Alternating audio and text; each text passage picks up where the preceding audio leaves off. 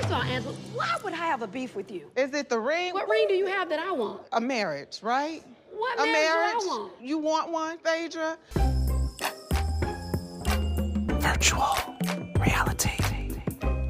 Hi, I'm Danny Murphy, and we just watched the finale for the Real Housewives of Atlanta, and Angela Oakley brought receipts of a sense.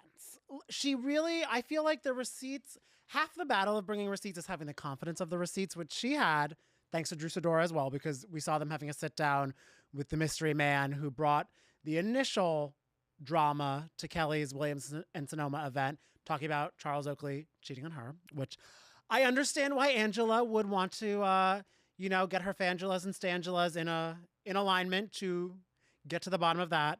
They had a sit down with him, which was slightly filmed. And she said, well, he told us that someone paid him to go to Kelly's event, and he wrote it down.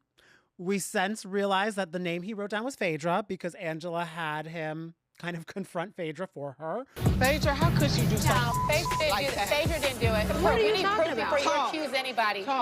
Phaedra is the godfather in Atlanta. The godfather of what? This is the thing. If you asked me last week, and I think we did talk about it last week, we thought that this had the makings of like a potential Phaedra moment because she's like, I wasn't on this season this long. I want to really have a bang. I want to have a splash. I want to have a moment. Even though Phaedra is the moment. So she doesn't really need to make moments happen. But I don't know. I kind of thought she was like, I'm here for a good time. I want to be a little silly. Even though Angela wouldn't have found this to be silly.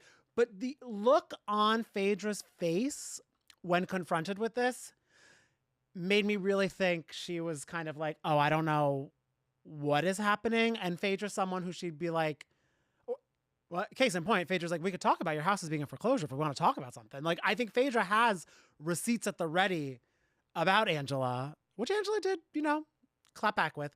But I don't think this was her because she just looked too confused. You know what I mean? Who looked a little guilty? Britt. I wasn't certain if you sent someone. No, I mean, I'm a married woman, so at the end of the day, I would never want to sabotage you. Angela first had eyes on her, but then went all full steam ahead at Phaedra.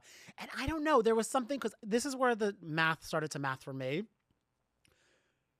Kelly's team through the event for the Williams and Sonoma event where the Angela Charles rumor came about. And Kelly was like, I really had no clue, but I opened it to the public, so there were people on the guest list I did not know.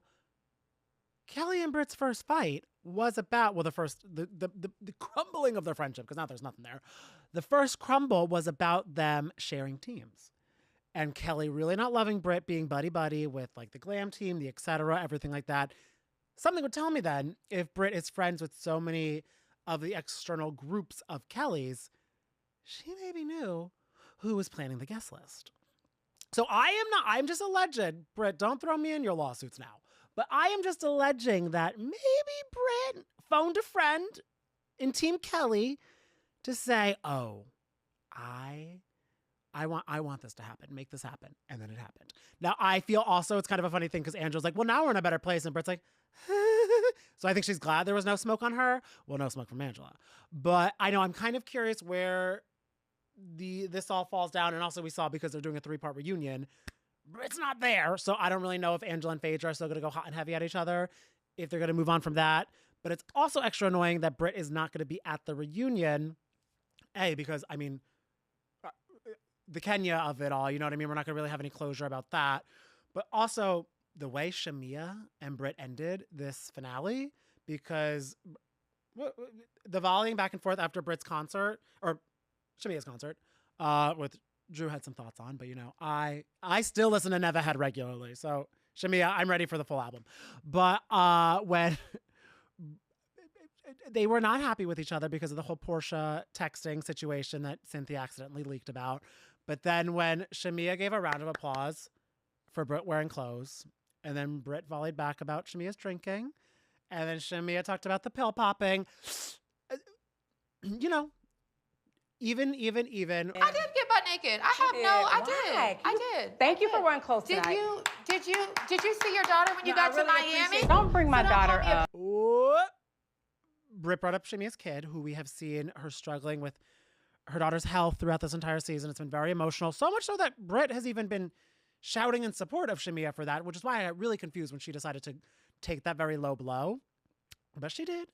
She went down there. I mean, she has been having a lot of low blows in a row, between calling out Kelly's alleged abortions to this about Shamia's kids. And we've been seeing in press interviews, even here at Virtual Reality, the Atlanta ladies talking about Shamia feeling like Britt really went too south. I was expecting something like this, but I feel like we're not going to have any resolution. I guess the resolution that we will or won't have is between Shamia and Portia, because they're sitting not in the friend zone, because they are both first chairs facing off against each other. So I hope we have some resolution between the two of them. But in a 3-part reunion, things usually get worse before they get better. And Portia recently was hanging out with Britt. I don't think she's going to be hanging out with her now that Britt's suing Bravo. That's just my assumption. But I worry if Shamia and Portia will be able to move on from that, especially because the way Portia kind of ended things, talking to Phaedra and Cynthia, that she's going to let Shamia do her thing. She'll be here to be her friend. But I don't know. It's gonna be an uphill battle for them, I feel. But hopefully they can have each other over at their respective houses, because both of them have iconic. I don't even know if they can be called mansions. Like, I feel they're even bigger than mansions. They're so nice. The fact that we got to see Portia's house with drone footage in it. You need to think big. Listen, I cannot tell you how excited I am that I'm able to film in my home. And all like the holiday decorations. Stunning. So, I mean, I don't know what's going to happen during this reunion moment for Atlanta, but I do know Charles is bringing the shade. So I'm excited to see that at least. And also, if you're a fan of reality TV, which I would assume you are if you're watching the Real House of Atlanta recap, get excited, because Virtual Reality, we're doing our first award show September 17th at City Winery. So get your tickets at citywinery.com and stick around, because we're going to need your help on voting for some winners of some categories that you are not going to want to miss.